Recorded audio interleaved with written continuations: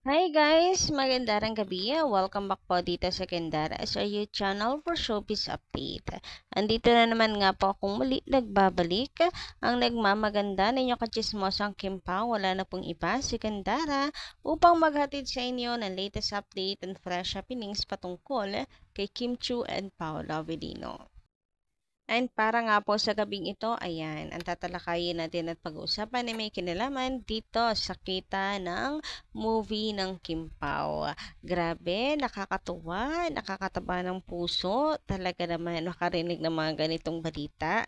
Good news at pabor na pabor sa lahat ng Kim Pao fans. So, diba, nagbunga na ang pinaghirapan nila Kim and Paulo. Nakikita na natin bumubuo ng My Love Will Make You Disappear, and syempre effort din ng mga fans sa pagpo-promote nito, gastos at pagmamahal.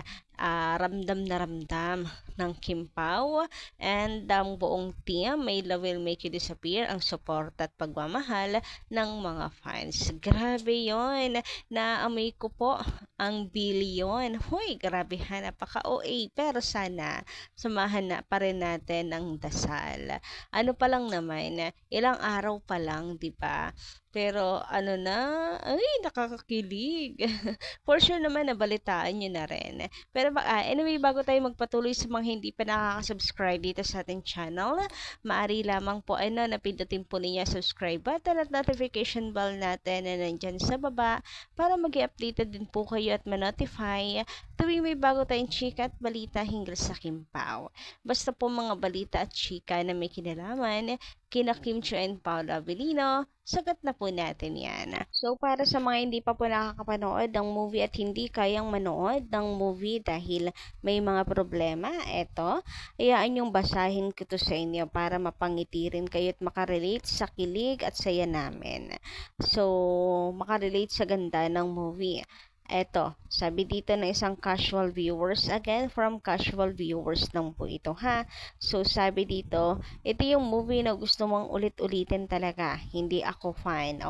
From galing na mismo sa kanya, hindi daw siya fan ng Kim Pao. So napadaan lang para makinood ng My Love Will Make You Disappear. Pero wow, grabe, nakakatuwa na nagustuhan po nila ang movie. Isa lang ibig sabihin yan, maganda talaga po ang movie ng Kim Pao. Pagdating sa pag-arte at chemistry nila Kim and Paolo, bravo naman talaga.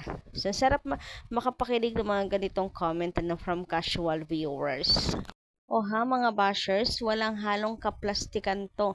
Tunay na napakaganda ng movie. And para naman kayo po ay langgamin, baka naman nawawala na kayo ng asukal sa katawan, ay manood kayo nitong movie ng Kim Pao. Sure, mapapaligaya kayo nito.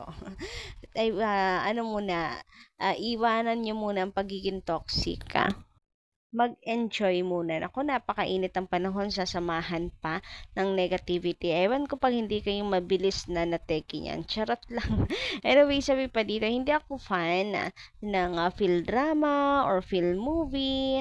But when I watch it, grabe talaga yung chemistry. Sobrang worth it panoorin. Mixed emotions talaga mararamdaman mo. Grabe yung mga hagalpak ko sa isang scene ni Kim and Paolo.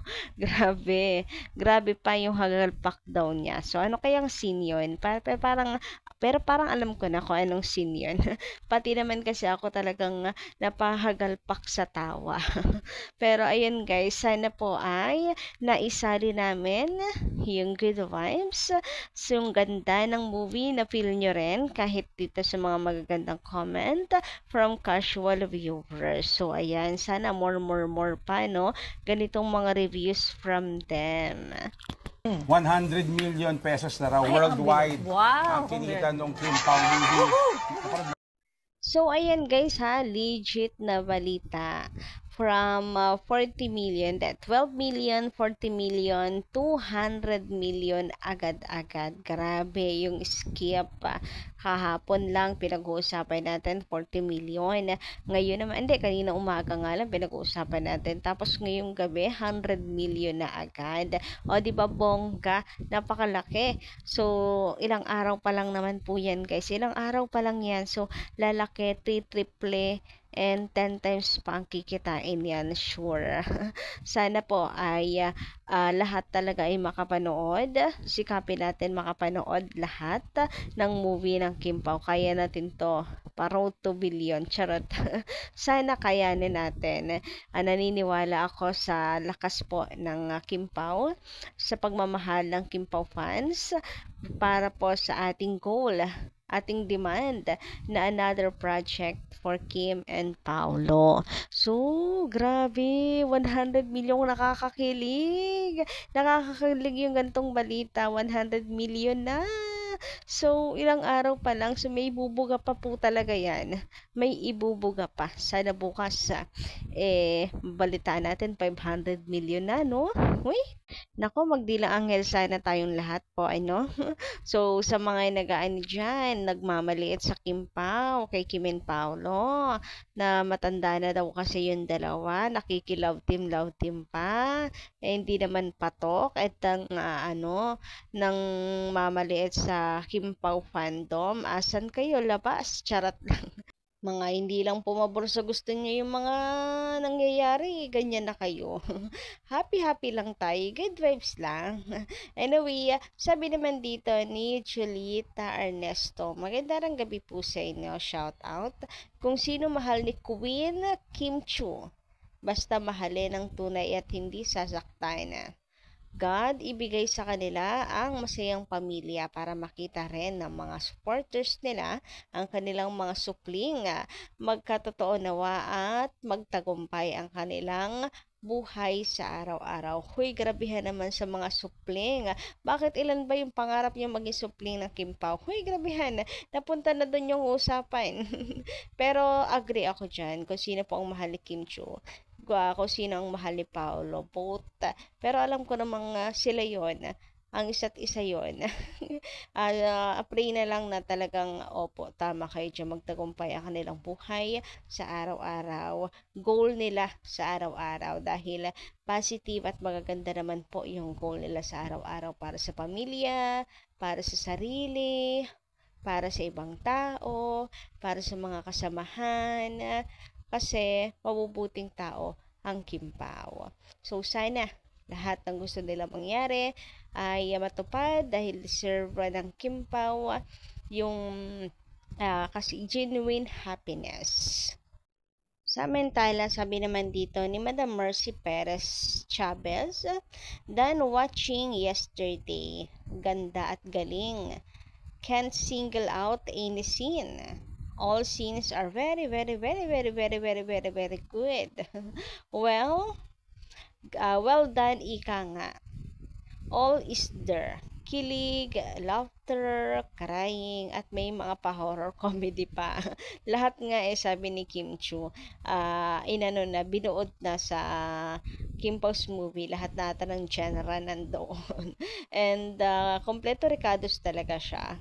Dagdag pa nga po niya rito, basta ang galing. You would not want to blink an eye even for a second. Galing talaga ni Pao and Kim. Also the other cast. Perfect blend. I hope the regular screenings will grow big. Sa dami kasi ng pa-block screenings at weekday, ang first showing day. Go Kim Pao. Gusto ko panoorin ulit. God bless and good luck. So, ayan. Dumaan na rin nga po ang Sabado Linggo. So, panigurado, kumita talaga nga. Kaya, umabot na ng 100 million. And hope ngayong week na to, yan, another week, ay maging triple po ang kitain ng Kim Pao. Deserve po yan. Yung pinaghirapan nila Kim and Paolo, yan, yung mga puyat, pagod, alam niyo naman, yung kanilang schedule, napaka-hectic talaga. So, nahirapan talaga silang buuin, kaya na-adjust po ang movie ng Kim Pao. Anyway, sabi naman dito, Miss Gandara, first day of Kim Pao movie at 11:30 a.m. March 26, 2025. Super ganda talaga. Tanggal pagod mo, stress. Tanggal ang pagod mo, stress. Masaya ka paglabas mo. Ang saya-saya talaga. Panoorin niyo mga ka-Kim Pao. Thank you sa atin. sa ating lahat sa pagsuporta sa Kim Pao. Manatili na talaga kayong dalawa habang buhay na magkasama. Wala nang hirap, puro na saya ang mararamdaman nyo. At sana, tugatog na kayong dalawa. So, mag-ingat sa mga taong mga tinutulungan.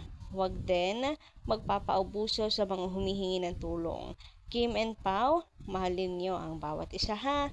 Andito lang kami na nakasuporta palagi. Hindi kaming mawawala habang buhay. God bless you both. Take care always. Uy, ang ganda nung sinabi niyo huwag magpapaabuso. Napakabuti kasi nila Kim and Paul na napakabait. So, matalino naman sila.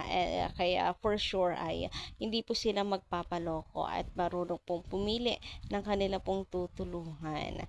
Ayan. So, pero maganda pa rin reminder yan na huwag magpapaabuso. So, yun lang po muna no, para sa gabing ito. Ang ating update. Kita-kits tayo sa susunod po natin mga balita. Maraming salamat.